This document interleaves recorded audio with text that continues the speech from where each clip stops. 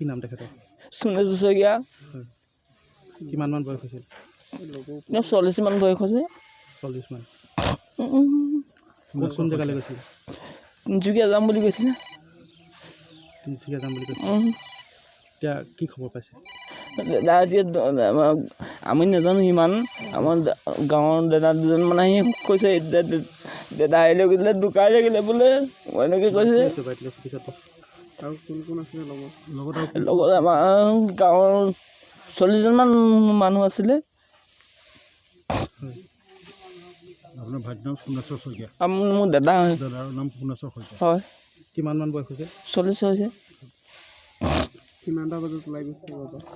ৰাতি 3টামান বজাত গৈছে বুলি মই ঘৰতে কৈছে মোক গৈছে বুলি, ময়ো সিমান নাজানো। গাঁৱৰ প্ৰায় লোক আছে? আছে 40জন আছে বুলি মই কৈছে। কি নাম আছিলে বাছখন? বাছখনৰ মই ইমান সঠিকটো নাজানো। ৰাতি গৈছে আনিছে কেনেকৈ গৈছে ল'ৰাবোৰে।